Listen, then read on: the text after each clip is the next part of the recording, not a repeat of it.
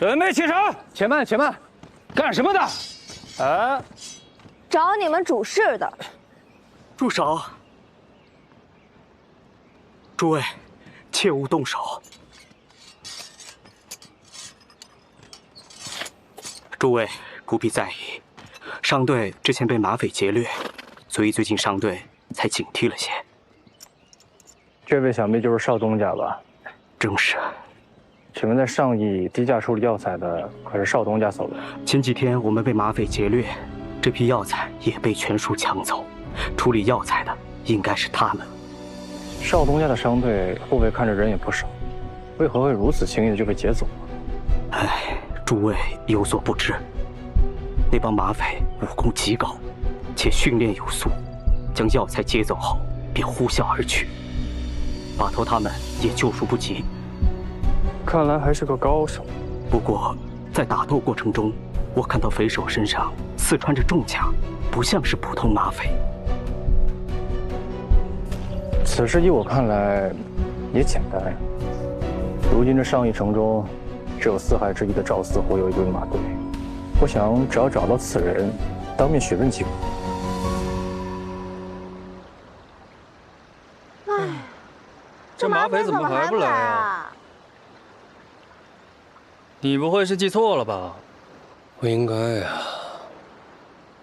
正常来讲，这个时候他们应该已经到。你的意思是说，这马匪回回打劫走这一条线？你这是手上做带马匪的？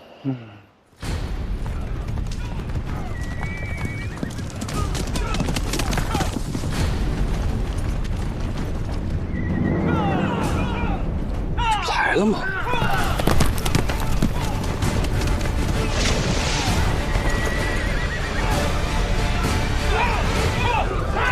还来啊！哎，我们在这儿呢，我在这儿呢。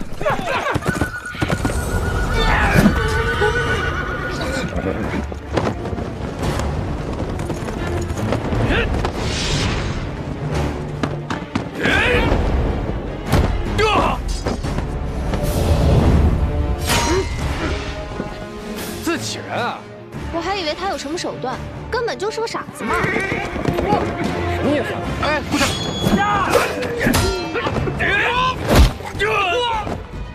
有什么保命的家伙，赶紧逃出来！哎，你没事吧？起来！杨县令见到此物呢，便可知我遇险，援兵很快就会赶到了。你觉得我们能等到那时候吗？自己人别打了！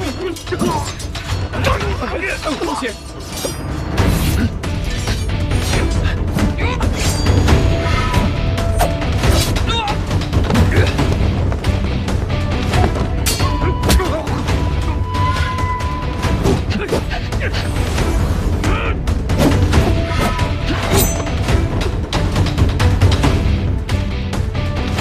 挺身体。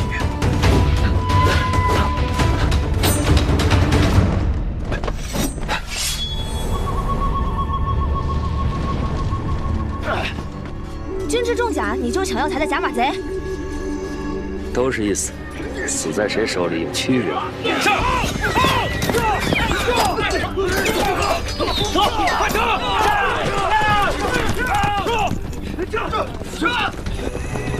这好像不是上邑的救兵，这是真正的马贼。这下可怎么办呢？吁！别来无恙啊，吴疯子！没想到你也有今天。干嘛？脱衣服？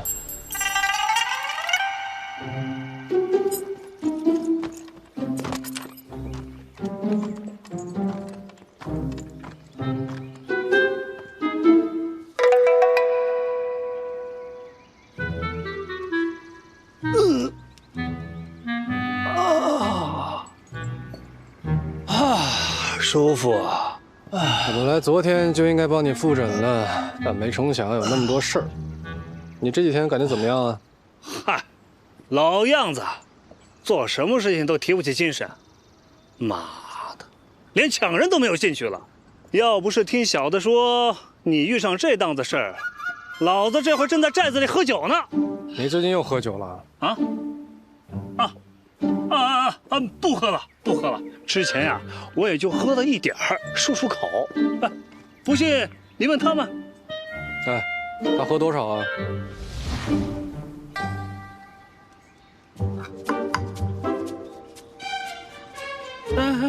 别，哥，轻点！别乱叫了。我跟你讲啊，这心主行血，肝主藏血。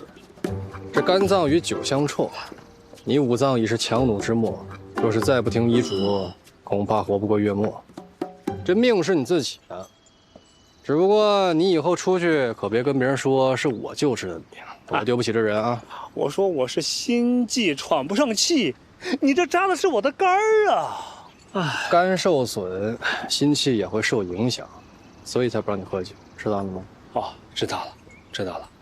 哎，福方子，福医师，我这救了你，这诊金应该算抵消了吧？好说。哎，账可不是这么算的啊。没事儿，人家说的也没毛病。你是不是傻呀？你算哪根葱？这些人打着你的旗号在外绑票勒索，要不是我们，你这个锅就背定了。所以这次你救我们，可以一笔勾销，他给你医治的诊金呢，单算啊。我头一回听说还有这种事儿，把他们都给我带回去，慢慢上手段。我倒要看看，什么人敢有这样的胆子！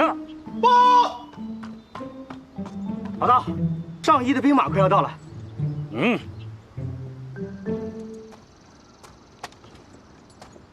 各位，后会有期。走。怪不得你敢来会赵四虎，没想到你们还有这段渊源。今天赵四虎救咱们，人情是我还的，所以二位也应该欠我个人情。这个少倒算得明白。好啊，不过我的人情可贵着呢，别浪费哦。好说。福医师，险些忘了福老医师的嘱咐，还让我把这个交给你。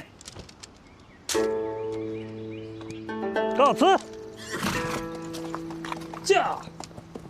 什么东西？我爹的遗书吧，应该是上次落在他那儿。大人，这回咱们算是折了，头一回死了这么多兄弟。去，把上邑所有路口给我封锁住，只要这个人还在上邑，我们就有机会。是。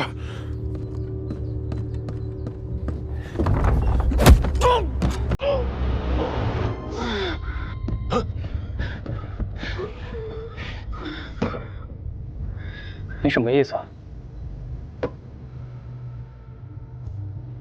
你仅仅什么意思？我一直跟着福生，只不过在试探。现在我已经确定玉盘就在他身上，一会儿我会去找他吃饭，到时候你以为我会信你吗？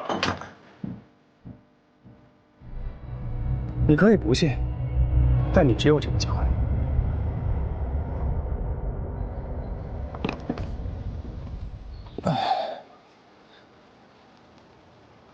哎，来了。快点吧，就等你了。来，坐，尝尝怎么样？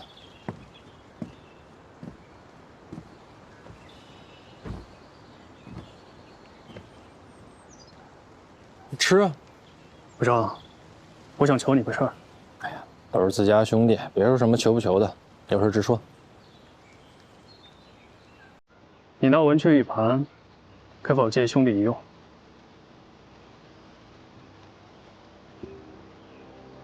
你为什么会知道文雀玉盘？你要拿它做什么？借不借给个痛快话。我都帮了你这么多，你总不好还装傻吃疯。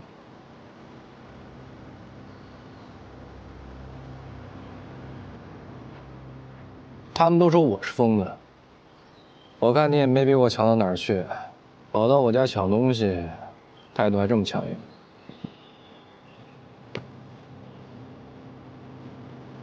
看来你是不肯借了。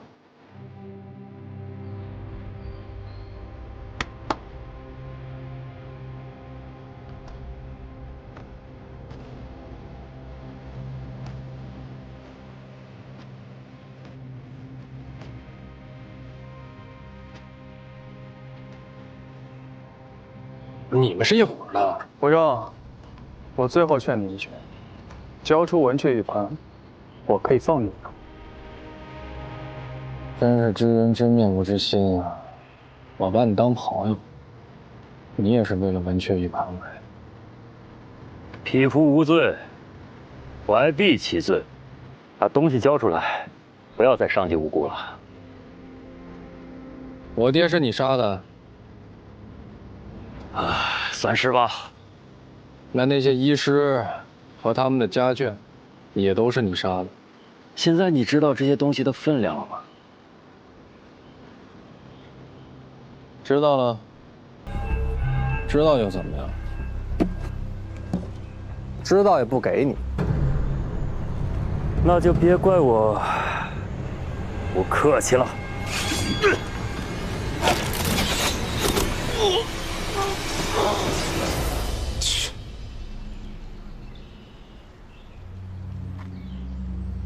有两下子啊！谢谢你，帮我解决俩废物。哎，可别误会，我从来不杀人，这2个人不过是晕倒罢了。古天，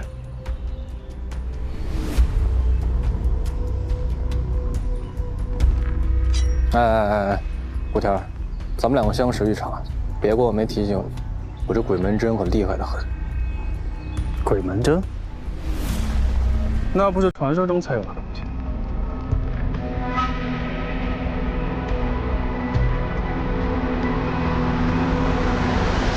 快动手！你要给他陪葬吗？动手！喂！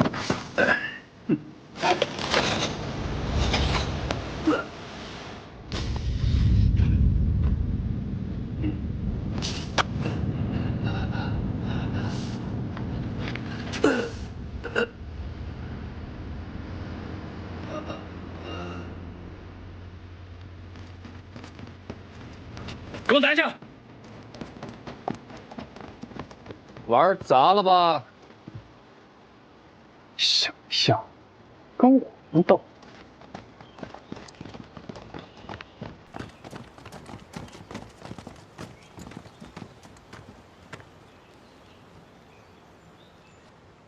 这招还挺好使。你表现的也不错，我有件事儿要向你坦白。你说吧。刚才那个假扮马匪的人，是冲着你文雀玉盘来的。玉盘？他怎么知道玉盘？哎，不是，你怎么也知道啊？你也知道，平日里我是靠什么过活？我手下的人打听到这帮外来者用高额赏金再找一枚文雀玉盘，我机缘巧合，在你的药箱里看到过。想赚一笔，打算找机会偷走你的文雀玉盘。啊，我就说你看这么不对劲，你接近浮生就是为了那个什么玉盘？起初的确是，不过我从未向任何人透露过玉盘就在你手上。只是我没想到，那帮人竟如此丧心病狂，为找玉盘大开杀戒。我发现事情不对劲，却被他用更多无辜的性命威胁，只能暂时虚与委蛇。你打算怎么办？我想要你的帮助。他们既然假扮马匪来偷袭，就已经盯上了你，我们只能先发制人，绝不能让他离开少年。好，答应你。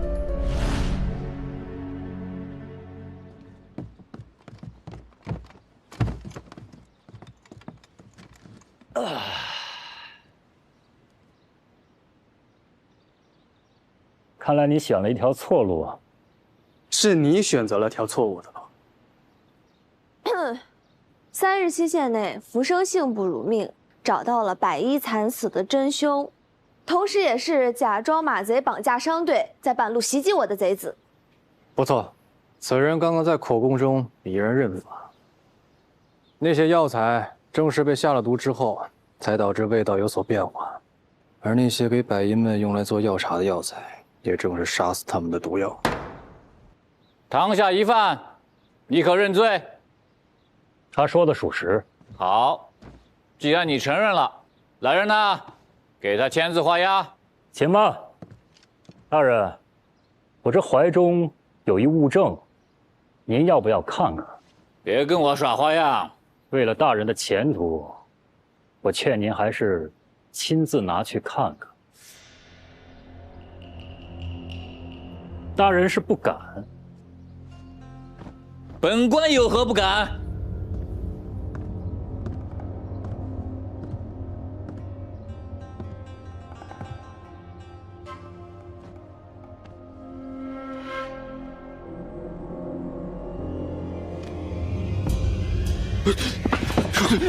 快松绑！快松绑！哎，杨县令，你这是什么意思啊？小小的西川，竟然如此嚣张！好胆！住嘴！郡主，这位是冀北王府派出来办事的大人。您所属的西川，虽也是独立为国，但仍是一个藩属小国，跟冀北国比起来，实力相差太悬殊了。郡主，莫要给西川惹来不必要的祸端啊！什么王？冀北王？我都说了，你选错了路。是我有眼不识泰山，大人有大量，还望不要怪罪。你这副嘴脸，看起来甚是可爱啊。咱们的账慢慢算。哎，这冀北王杀我爹干什么？夫人，你不要命了？可就是他们动的手脚啊，还劫掠商队，在上亿低价处理抢来的药材。大胆！他说的没错。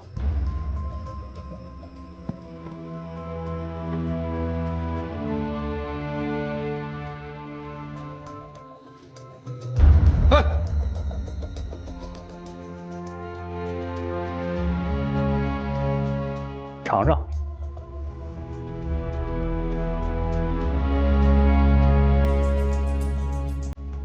府城，如何呀？没毒啊，说不通啊。因为这药根本无毒。冀北国之前有一个神秘组织潜伏多年，密谋造反，王府早就盯上他们。他们当中有一个重要人物，此人心思缜密，善于伪装，以医师的名义定居于上邑。因为身中其毒，故能百毒不侵。只有这一味叫雀涎的药物，方能逼出他体内这奇毒。普通人吃了，并无毒性。我想用此计引此人出现，没想到他毒死百医，混淆视听。好狠的人呐！可是人都已经死了，为何还要隐藏身份？因为他窃取了王府一件重要的东西。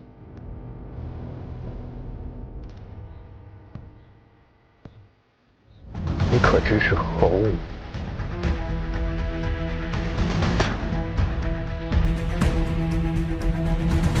大人，我要验尸。这让他验，千万别想着携物潜逃了。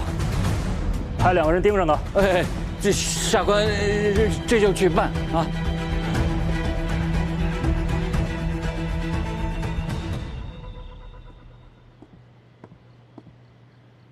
验了这么多具尸体，有什么发现吗？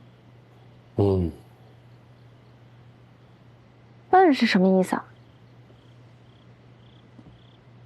是心脏。从这些人内脏被破坏的程度就能看出，他们中的毒。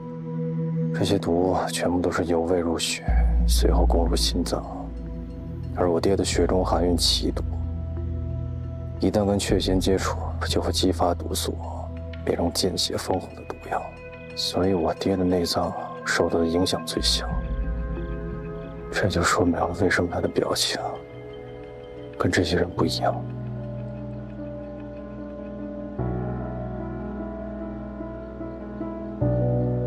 我没懂，为什么？意思就是，他们找的人就是我爹。知道自己要死，所以故意召集白衣，焚香古房，最后又杀死白衣。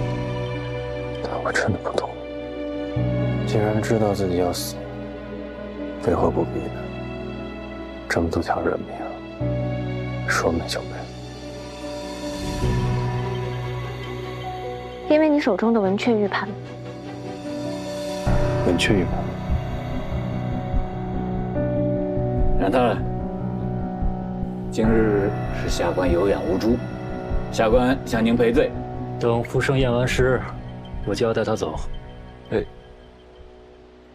冉大人，下官查了历年朝廷颁发的通缉令，里面好像没有福生啊。杨大人，此言何意？毕竟福生是下官辖下之民，况且白衣案的凶手还尚未查明，此刻让福生离开，怕是不妥啊。杨大人的意思是说，王府办差是需要向你报备了。我明白告诉你，无论他验尸结果如何，我都必须将他带走。是，下官失言了，下官失言了。老爷，夫人产子之后一直未醒，身上滚烫滚烫的。福生不是为夫人开了药方吗？你找人去抓，拿回来让夫人喝下便是。是老爷。冉大人，不好意思，让贱内打扰了咱们的雅兴。来，咱们继续喝。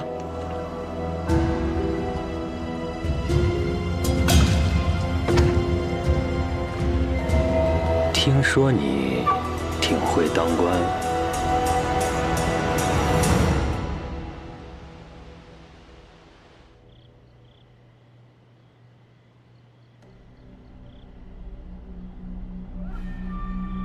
这东西我从小就带在身边，究竟有什么特别之处呢？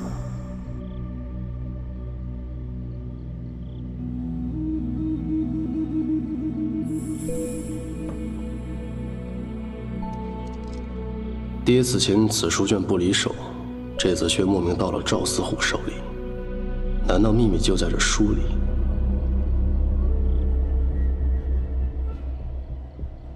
可书上记载的药材都是药性相克的，就连施术顺序都是错的。可以我爹的医术应该不可能犯这么小的错误。难道说另有玄机？墨色深，气味浓，这些批注是新的。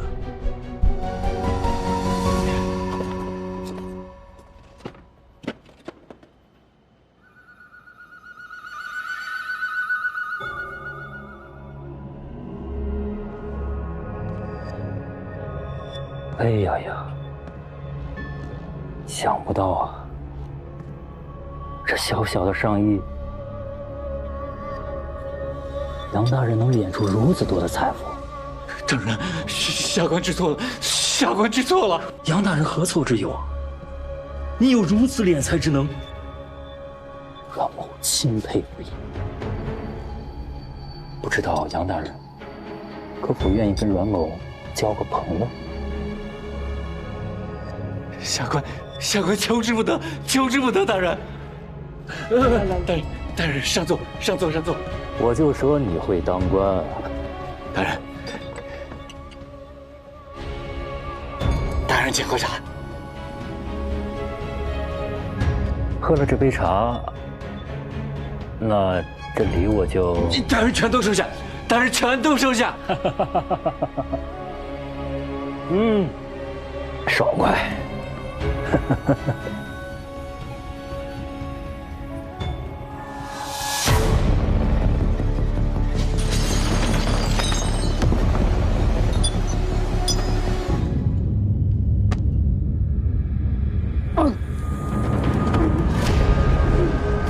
你断我财路，我便断你生路。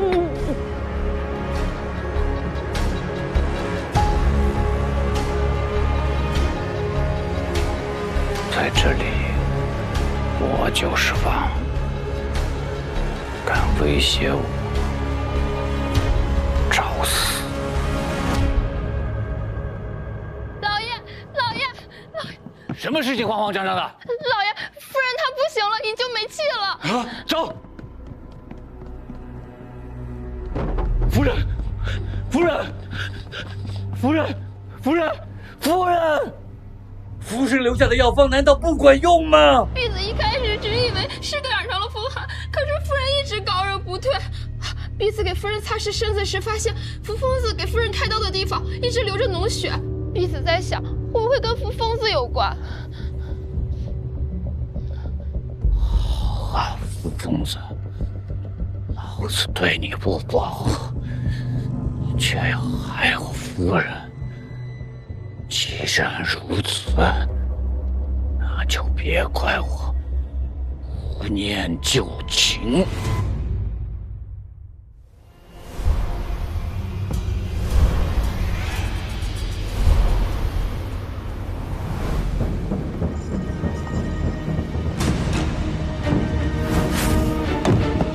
不好了，杀人了！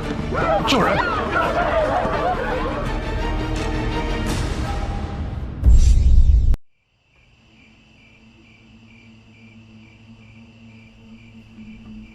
老爷，您看这天上，月朗星稀，今夜又有一颗长星啊！这1个月内，已经有5颗长星出自东南，此乃不祥之兆啊！哦，老爷，啊，孙仲啊，你去看看少爷睡了没有？是。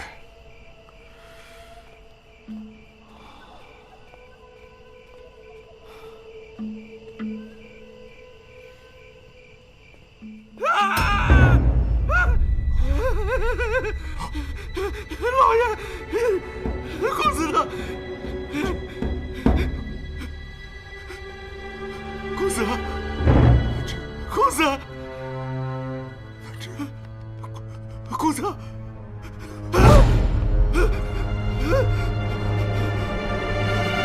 大志，大志。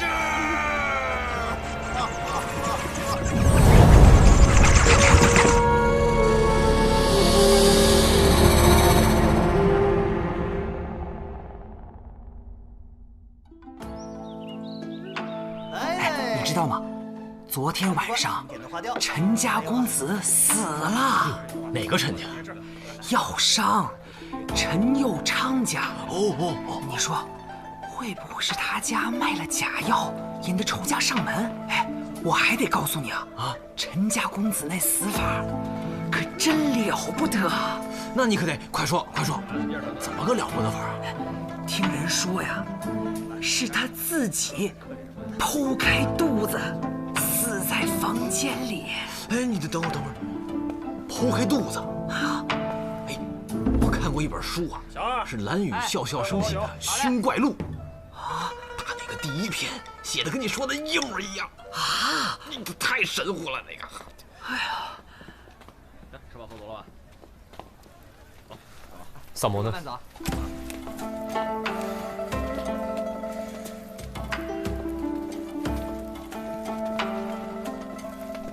萨摩呢？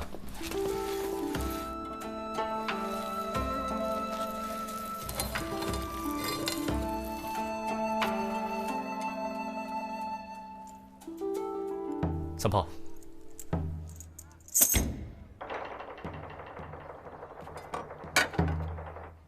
萨摩多罗。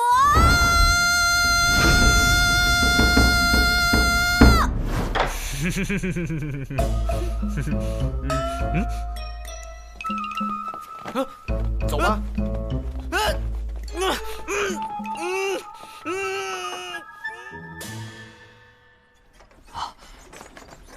各位官爷，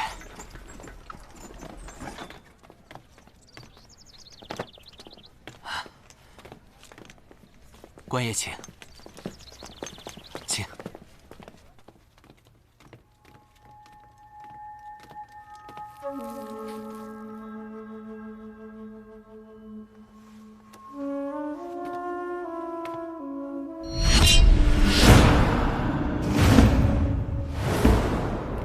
5个时辰，看样子致命伤就是腹部的刀伤，肚子被剖开，凶器应该就是他手上的这把匕首。这么说，这是自杀呀？若是自杀，用找大理寺吗？据陈友昌所说，死者昨日还说要去蜀地游历，怎么可能当晚就自尽？没错，尸体口张、眼睁、发结松散，他杀的可能性比较大。至于详细的死因，还需要运回大理寺做进一步的检验。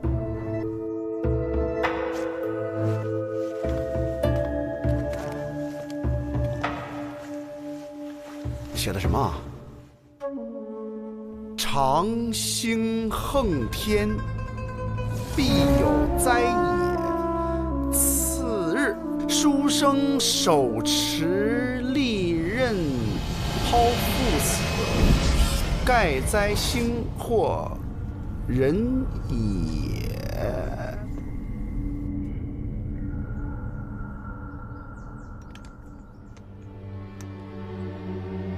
对上了，对上了呀！对上了。死者死法跟书里一模一样。我早就听过这个蓝雨笑笑生血之怪，近起来颇有些名声。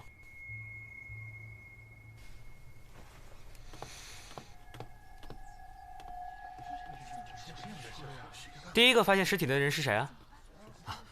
是小的。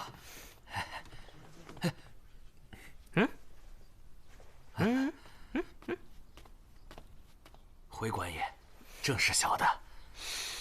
昨天晚上是什么情况？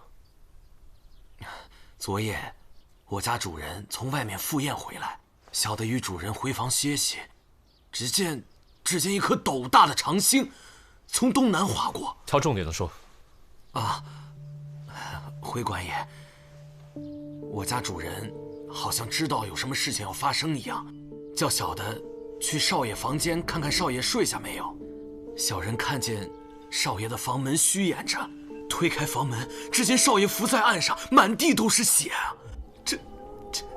这一定是灾星上身了呀！那你昨晚最后见到陈南之是在什么时候？我家主人出门以前，少爷就进屋说要自己读书，就一直没有出来过。哦，哎，那你们家主人还有你们家小姐呢？他们在哪里？我家主人受惊过度，现在还在房里休息。小姐前日得了郁症，一直卧床。这少爷的事情，小的到现在都不敢跟他讲。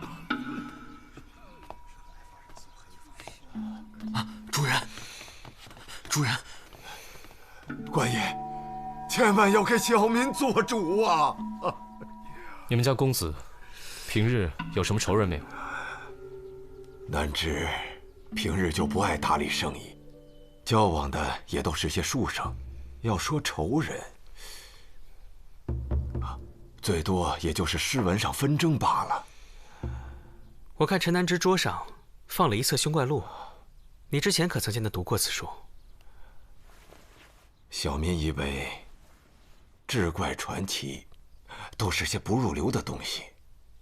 况且这神神鬼鬼不好招惹，所以往日都不许南之沾染这些东西。你可相信鬼怪上身的传言啊？南之不会是罢了。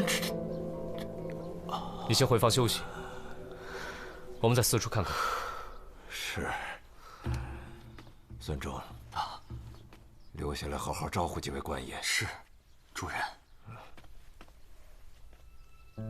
那边那位书生打扮的人是谁啊？哦，那位是小姐的教书先生，姓柳。柳先生，请您过来一下。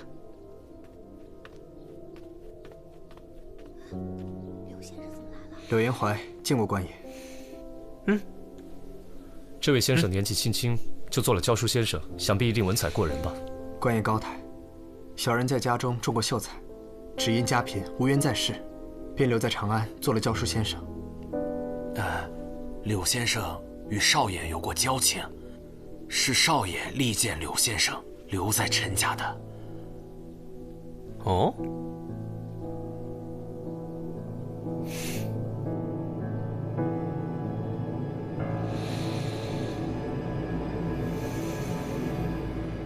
兄怪路，城中最热的，看一看啦！兄怪路，城中最热的。哎，老板，这本书很火吗？那还用说吗？陈家公子一死，今儿早上卖了100多本了。哦，这个蓝雨笑笑生是何方神圣？这个蓝雨笑笑生可是个神人呐，笔法简洁锋利，故事曲折骇人。最重要的是，没人知道他是谁。哎，我都说这么半天了，几位不来一本吗？既然有了，那再看看别的。这书哪里印的？扉页上写着无涯书局。走，到无涯书局玩玩去。这是今天整理出来的系列，一共5篇，您看一下。来人！大理寺办案，把你们掌柜的叫出来。官爷请稍等。几位官人有何贵干？你就是书局掌柜的？哦，不，小的只是一个管事。那你们掌柜的去哪了？掌柜的8年前去世了，将书局留给了邵掌柜。可邵掌柜天生爱玩，半年前出去游玩，一直没回来。现在书局由我来管事。可听说要伤陈家公子之死？哦，有所耳闻。那你可知道，陈公子的死法和你书局印的《凶怪录》中一则志怪故事一模一样？小的明白几位官人的来意，只是书局只负责挑选和售书，蓝雨笑笑生与书局之间向来只是书信联系，从无当面往来，从无接触。官人们如果想接着查案，可以去风华楼问问。那几个写传奇和戏本的书生，都爱在风华楼谈天切磋。小的这边忙不开，先行告退。三炮，萨摩呢？啊？不知道啊。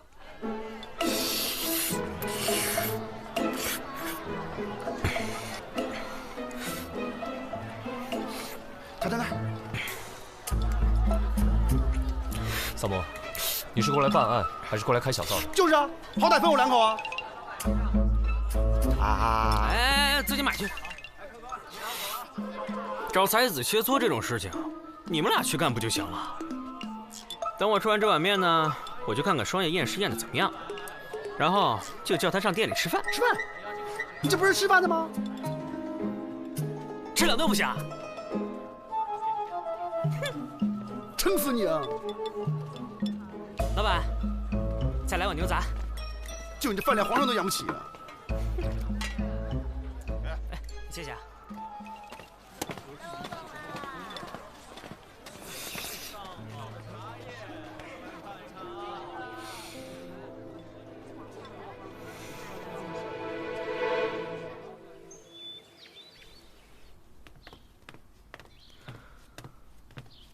有什么发现吗？我已经检查过了，致命伤就是腹部的刀伤，但是它是什么？如果是自残的话，会因为腹痛入刀口深，出刀口浅；但如果是他杀的话，配合一下呀，他就会拼命的挣扎，伤口必然是深浅不一。可是这具尸体上的伤口也未免太过平整了。那会不会是他死之前被迷晕了？正在做检测呢，稍安勿躁啊。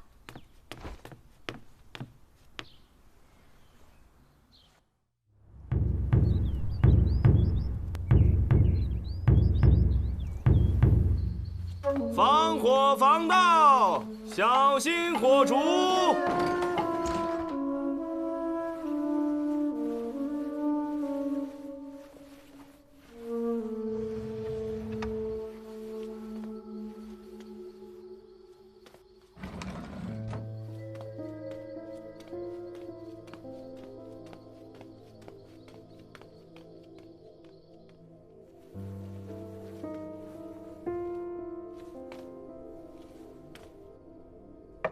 娘子，是我。快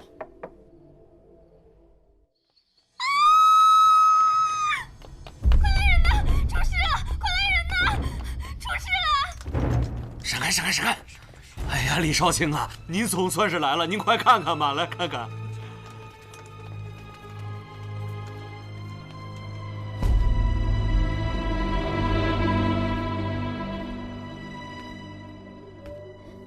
早上我来服侍我家小姐吃药，可是她好像没气了。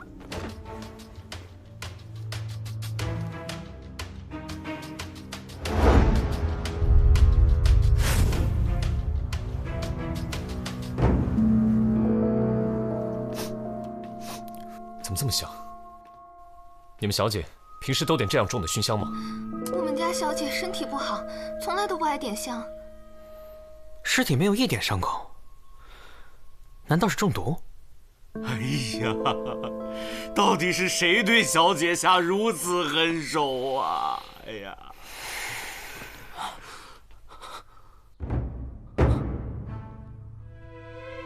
万子，不许进！让我进去，别拦住我！万子，万子，出去！让我进去！万子，不许进！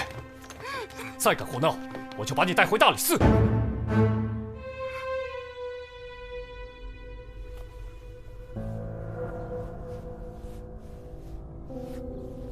有女子夜难寐，行至院中，遇一男子俊朗有异象，情生随好合。每日4经，两人房中相会，长此以往，女子欲偏乏，终卧床死。盖狐仙摄魂也。狐仙摄魂，狐仙摄魂，你们听过没？啊，行了，你们在门口吵吵打扰大人办案。行，散了，走，真是。大人，对不住。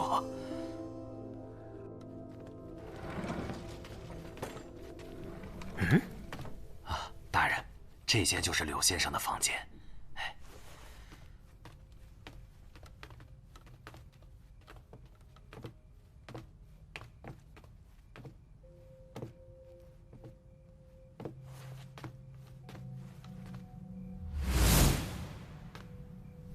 怎么乱成这样？哪有读书人的样子？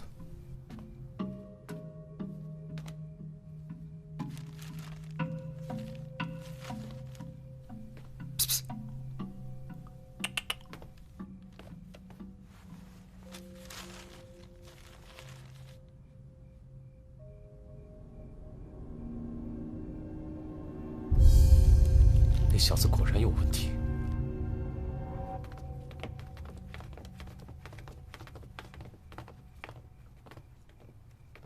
柳先生，麻烦你跟我们回趟大理寺。我们在你房间里找出了凶怪录的草稿，不管怎么说，你都脱不了干系。你们是怀疑小生是凶手了吗？柳先生，我们是不是应该叫你蓝雨笑笑生啊？哎呀，得亏啊，抓到了这个蓝笑笑啊，不是蓝雨笑笑生，要不然他还躲在府里，多危险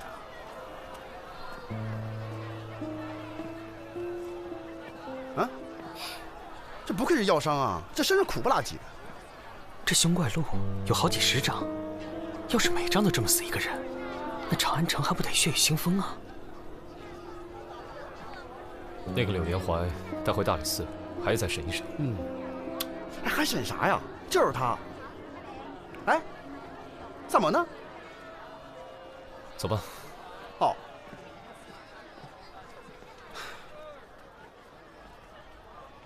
请。1日3次，按时服药啊。好，谢谢老板。行，慢走啊。哎，老板，问你个事儿啊，昨天是不是有个书生模样的人来你们这儿买药啊？哦，确实有这么回事。哎，他买的什么药啊？这病人的隐私，我怎么能随便？懂。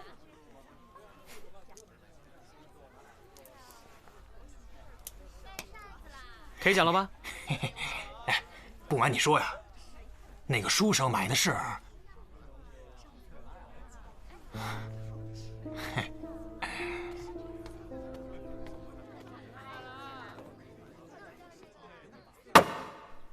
柳延怀，你与陈家姑娘私通，却被陈南之发现。看你不过一介穷书生，他当然会阻止。于是你便暗起杀心。为了掩人耳目，你便用书中的手法杀人，造成一种志怪杀人的假象。但你没有料到的是，陈家姑娘发现了你的秘密，所以你只能将她一同杀害。这凶怪录是抄自你的戏本，还有谁会比你更清楚里面的作案手法？官人，小生真的是被冤枉的。你可知道，陈家姑娘已有2个月的身孕，她的头部被插了一根尖细的银针，此乃死因。你手段何其毒辣！柳延怀，你可知罪？柳延怀，你可知罪？来人呢？来了，来了，来了。这都要结案了，你怎么才来啊？这个柳延怀根本不是凶手。什么？官人，小生真的没有杀人啊！你的推论是没错，可是其中有一个地方错了，所以整个推论都是不成立的。这是当时柳延怀去药铺抓的几味药。当归、白芍、艾叶、厚朴，这是安胎药的方子。安胎的方子。我和婉在是真心相爱的。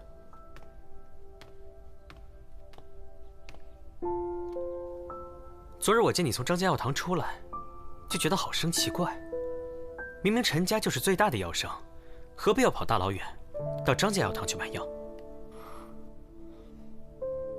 婉在，他想让我买打胎药，可那毕竟是我们的孩子，我实在不忍心。那凶怪录是怎么回事？我原名柳延怀，1年前来到长安，化名柳叶刀。你说你是柳叶刀，那蓝雨笑笑生你可认识？陈南之，他就是原先的蓝雨笑笑生。他用我的戏本改成一篇志怪，一举成名。我自此封笔，他却再也写不出来了。于是，他在我回乡之前找到了我，给了我一笔钱，让我留在他家，为他做代笔。那你化名成蓝雨笑笑生，写的东西是怎么交给书局的？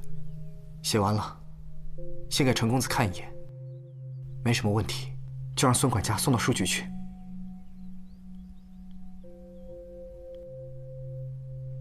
我从未听过有人愿意为剽窃自己作品的人代写。小生自然是有难言之隐，家母病重，急需用钱。我原先对他是心怀怨恨，可我与婉在情投意合，便不再计较这些陈年旧事了。这也只是你的一面之词。即使你不会杀陈婉在，但你杀陈南之的动机还是有的，而且你还没有不在场证明。那天晚上我在婉在房中陪他，昨天晚上也是，一直待到4更。我可以对婉在发誓，我真的没有杀陈南之。即便如此，你现在也脱不了嫌疑。来人，先将柳延怀收押。大人，草民冤枉啊！我可以对天起誓，我真的没有杀人。大人，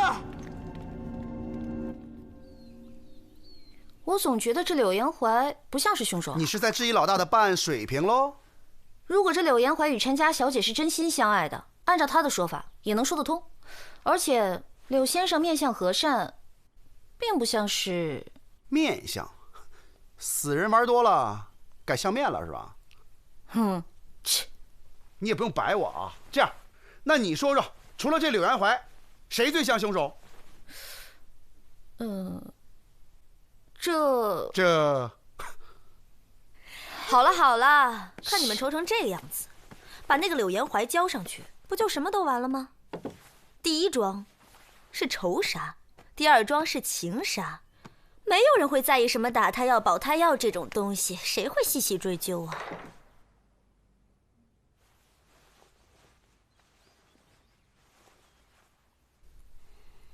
动机是什么呢？谁会希望这2个人都死呢？如果这柳元怀不是凶手，那么这2天我们被真正的作案者在牵着鼻子走，以为这个写凶怪录的人和这个案子有脱不了的关系。这凶怪录依然很关键。假设柳元怀是清白的，那么凶手能够用凶怪录去诬陷他，说明凶手知道他在写凶怪录。还有，柳元怀说昨晚他在陈婉在房间直到4级，所以凶手是知道他是何时回房的。所以我觉得凶手就在陈家。还有另外一种可能，就是跟凶怪录有关，也有可能是无涯书局的人。哎，思念啊，你认不认识无涯书局的老板？你帮忙打听一下呗。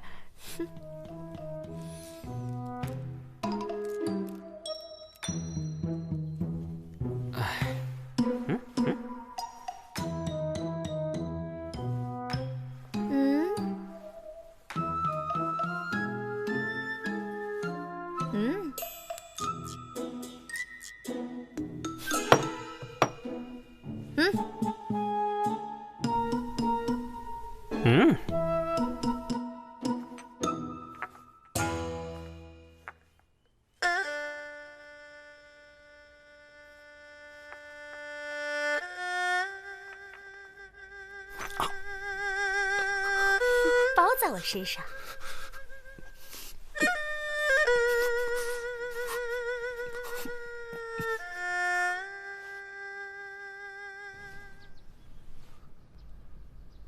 您来了，多亏了您，我们家公子和小姐才能死得瞑目啊。你家主人最近可好？老爷在房内歇息，大人请在厅堂候待片刻。啊！有贼！大人，大人先留步，我去看看什么情况。快去！站住！来人呐，抓贼啊！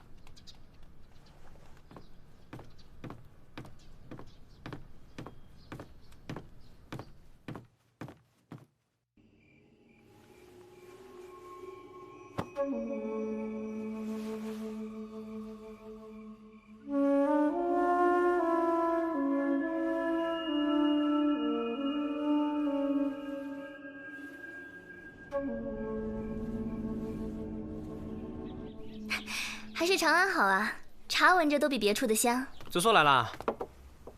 子苏，我前几日出长安帮内的办事去了，听说你们最近在查一个志怪杀人的案件，一回来就先来这儿了。来的正好，我们前2天查到的线索全都断了。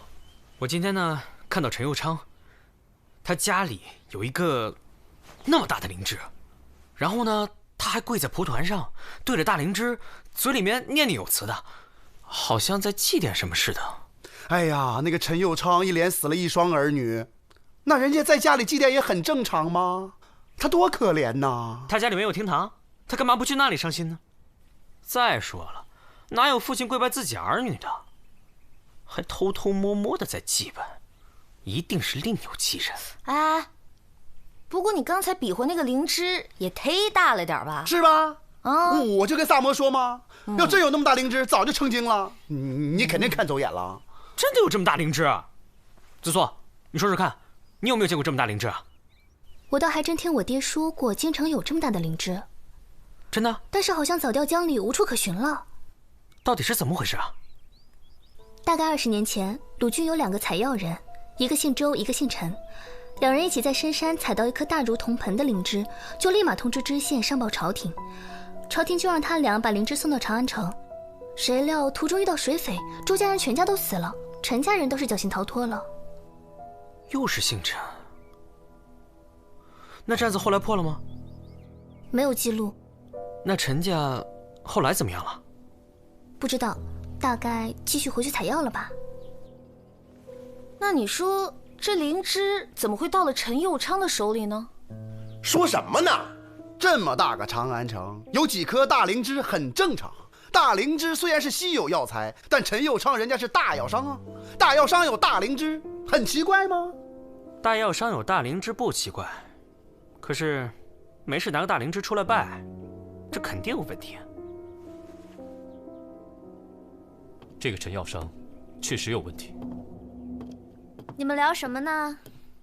聊个大灵芝。什么大灵芝啊？要你管。哎，四娘，这陈佑昌是哪里人？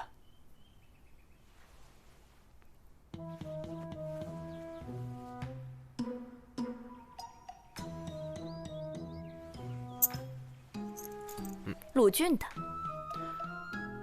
那他原来是做什么的？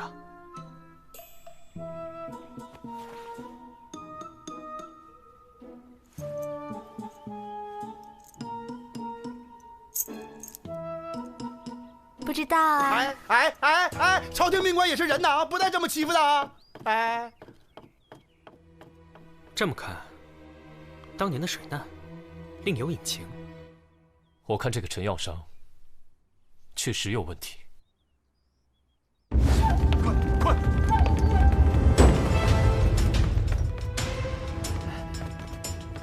官爷请。哎，干嘛呢？你俩门口守着。你家主人在哪儿？请跟我来。官爷，请你们一定要保护好我们家主人。放心吧，有我呢。啊，请。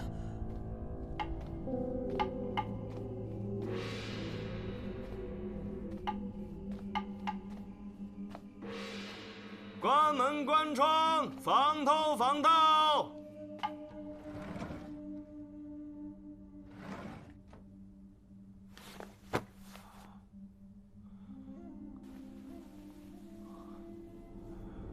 大仙在上，保佑子乔之源脱胎转世，永登极乐。啊！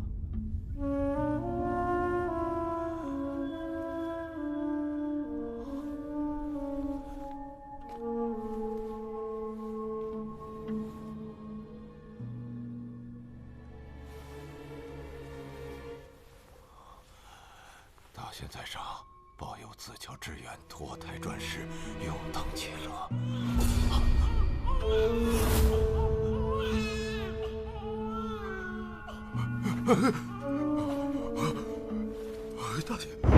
大仙老友，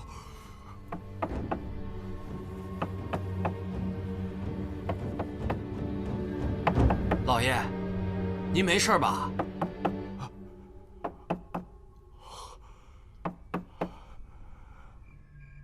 没事啊，没事。那您有事儿您就叫我。好。二位官爷，辛苦了。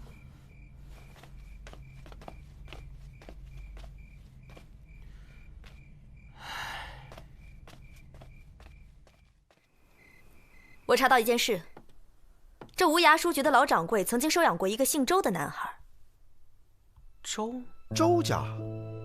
难道是被害周家的后人？单知道一个姓，并不能确定男孩的身份。你可知道他名字？他叫周之远。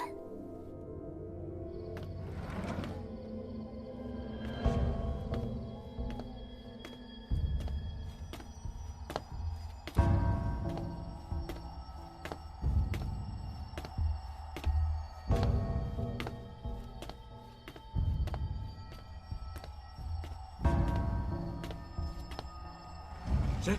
啊！哎呀，各位官爷，今天晚上天气特别凉，小的特地备了一点热汤啊。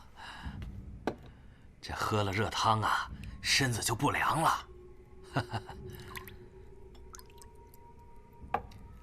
快！哎。趁热喝了吧，啊，趁热喝。说是这老掌柜死之后，这姓周的就继承了书局，但现在整个书局里都找不到这个人，只有一个姓常的管事与他来往。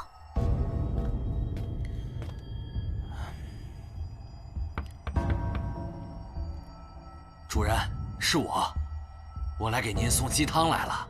进来吧。啊，是。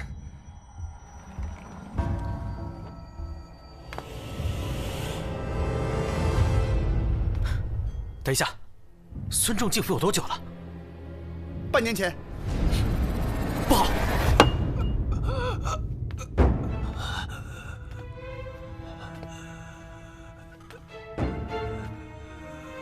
主人，您感觉怎么样啊？我有点头晕。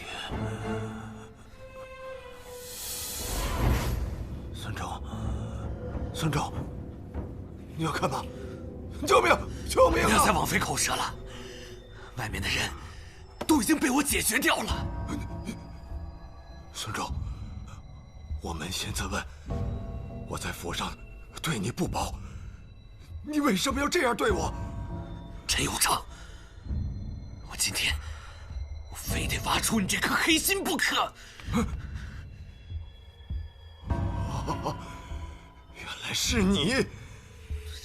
你为什么要灭我陈家满门？那你说，20年前，你为何要对我周家痛下毒手？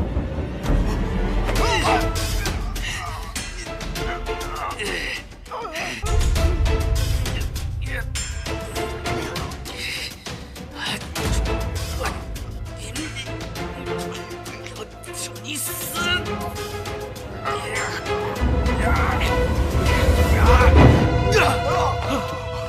放开我！你们放开我！我今天要不杀了他，我就不姓周。志远，你怎么没死是吧？陈有昌，当年你为了灵芝，你设计杀害了我的全家。幸亏我的爹娘将我扔到江里，我才逃过一死。后来被我义父捡到，把我抚养成人。半年前，你那个蠢儿子动了你的宝贝，偷了书局，想用它收买我，碰他那本狗屁不通的小说。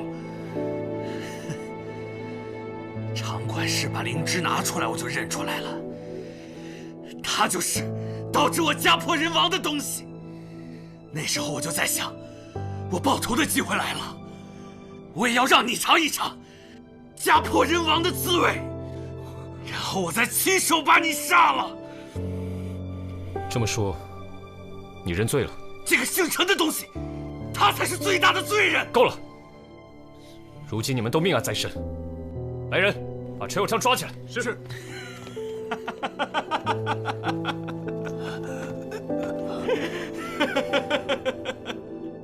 我敢做敢当，但是我没有想到，为什么你们偏偏在这个时候出现？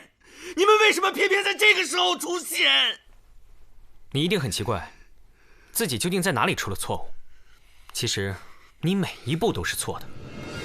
事发当夜，你第一个进入犯罪现场，在那种情况下，若想查看死者腹部的伤情，绝无可能绕开血迹，而你却衣着如新，这就说明你一开始就存了心，刻意要摘除自己的犯罪嫌疑。另外，若按常理，死者中刀后，身前的血迹应该以腹部为起点呈喷射状态，然而现场并非如此，血迹走向均匀，可见是被杀后搬运至此，从腹部伤口缓慢流淌所致。另，血迹喷溅在书稿上，而书桌上却一滴都没有，可见此处并非第一犯罪现场。显然，凶手试图把犯罪线索引向凶怪路。当我提及鬼神作案时，陈有昌惊恐万状，而你的神情却略带自得，是以为我们入套了吗？柳元怀出现时，你第一时间向我提及他与陈南之的交集，迅速把犯罪线索引向了与你无冤无仇的无辜者。随后，陈婉在的死亡现场，尸体毫无伤痕，可能是他杀，也可能是暴病。在仵作确定死因之前，又是你第一个跳出来说，到底是谁下的毒手？这就说明你早已知晓陈婉在的死因。我让他们抓柳延怀，也是为了让你放松警惕，继续作案；派兵进驻陈府，也是为了逼你早点动手。我之所以一直没揭穿你，就是想知道你真正的犯罪动机。你作为被老掌柜收养的儿子，接管了乌鸦书局，又碰巧碰到了陈南之的书稿一事，所以你就阴差阳错地找到了当年灭门案的线索。于是乎，你改名换姓进入了陈府。根据无涯书局的场管事说，邵掌柜半年前出门游历未归，你来到陈府也正好是半年前，这未免太巧了吧？根据柳延怀所言，他每次写好书稿，都由你亲自送往书局。而场管事却说，雨兰与笑笑生只有书信往来，从无半点接触。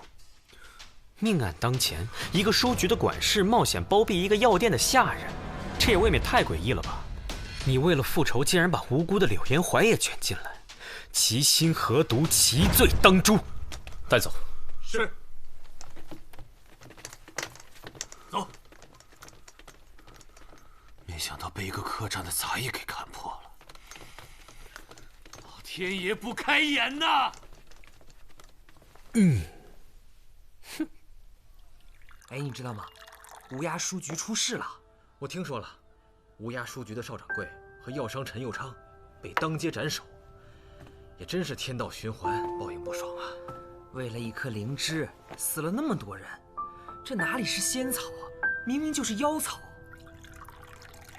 人死不能复生，想必陈家小姐泉下有知，也不愿见你在此买醉。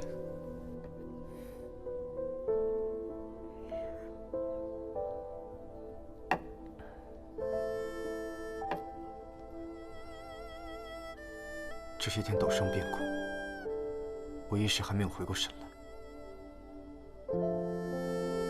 我给你在翰林院安排了职务，负责看管藏书阁，拿的钱可能比陈南之给你的少一些，但你可以看里面的藏书，我想对你的写作会有些帮助。真是要劳李大人费心了。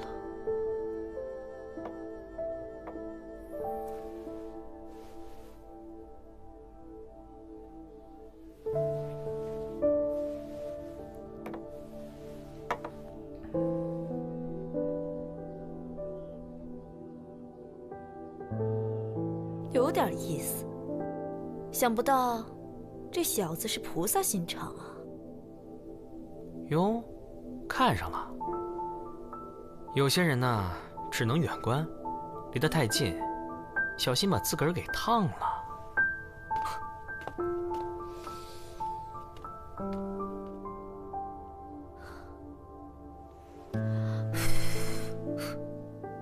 烫一下也不会死吧？